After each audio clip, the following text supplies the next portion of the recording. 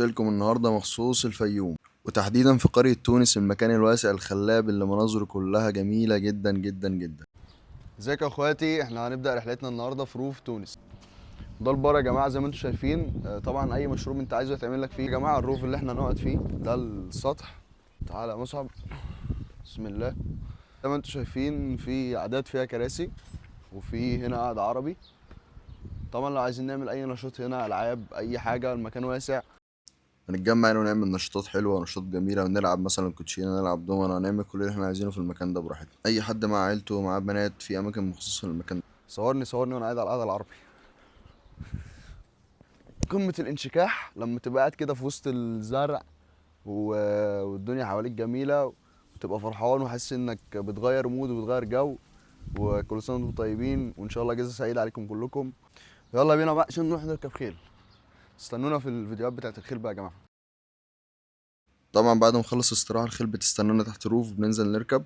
زي ما انتم شايفين، بتبقى قاعد على السرج مستريح، بنطلع مستريحين، مفيش أي حاجة مضايقانا.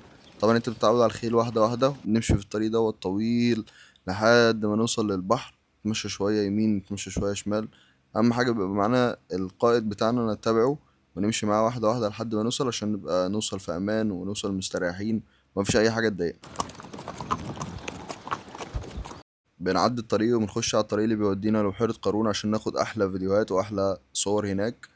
المكان جميل جدا جدا جدا. يعني هناخد أحلى لقطات وناخد أحلى ذكريات في المكان دوت.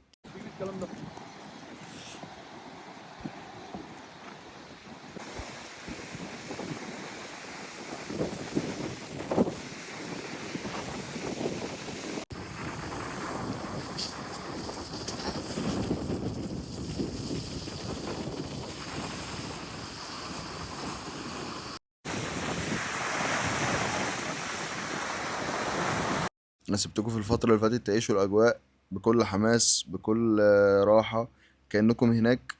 ودوت الفيديو اللي المفروض كلنا ناخده بالخيل. كلنا ناخد نفس الفيديو دوت، وبعد كده بنخلص ممكن مثلا حد عايز ينزل المية بالحصان.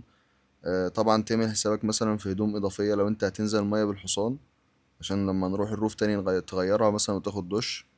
خلص الجري بتاعنا، وبعد كده بناخد شوية صور جميلة، سواء كنت في المية سواء كنت فوق المية، راكب على الحصان أو من تحت الحصان. كل دي وضعيات جميلة هناك، وفي حصان حلو أوي بنتصور بيه، أو أي حصان انت راكبه عامة. كل الحصان هناك جميلة. وده فيديو لو انت عايز تعمله هنعمله لك مخصوص، يعني الفيديو الأساسي اللي أنا وريته لكم في الأول.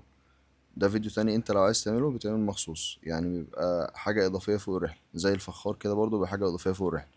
نخلص الفيديوهات بتاعتنا وكل حاجة، وبعد كده بنعمل سباق في الآخر. السباق ده طبعا بيبقى جميل جدا جدا جدا جدا.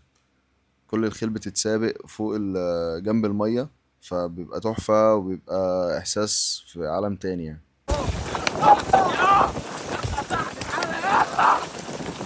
دوس يا مصعب يا سريع.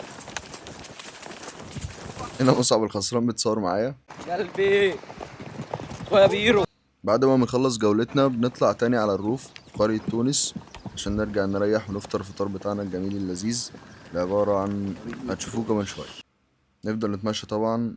بيبقى معانا القائد بتاعنا، لازم نسمع كلامه واحدة واحدة عشان ده طريق. فلازم نسمع الكلام ونمشي على جنب، محدش يجي كده ولا كده. طبعا في ناس بتبقى ماشي معانا واحدة واحدة. خلصنا وبنرجع الروف تاني، وبعد كده بنقعد في أماكننا المخصصة للقعدة اللي أنا وريتها لكم في الأول. وتحط لنا الفطار اللذيذ الجميل، اللي عبارة عن فطير وعسل وجبنة. فطير فلاحي طبعا. بنقعد وبنفطر وبنقعد نتحاكى بقى، ونقعد نحكي اللي حصل، وانا عملت وانا سويت وانا اتصورت وانا جريت وانا كل حاجة حصلت جميلة بقى. بعد ما نخلص نخش على أماكن الفخار. طبعا اللي عايز يعمل فخار ده حاجة إضافية برضو فوق الرحلة. تمام. الفخار فيه هناك أماكن تصنيع، وفيه تعليم، في حد بيعلمك تعمل ازاي الفخار زي ما انتوا شايفين كده. فكل حاجة هناك جميلة ولذيذة، وبتغير جو بطريقة رهيبة جدا جدا جدا. خلصنا في روف تونس، بنطلع على الأتوبيس المكيف تاني، عشان ناخد أحلى صور في التزحلق على الرمال وأحلى فيديوهات هناك. طبعا الشلالات هناك والوادي الريان لذيذ جدا، والتزحلق على الرمال مفيش أحلى منه. خلصنا تزحلق على الرمال، بعد كده بنطلع على وادي الريان عشان نشوف الغروب من فوق، ونشوف الشلالات، ونتصور مع الشلالات، وبنتصور مع وادي الريان، ونتصور مع الغروب.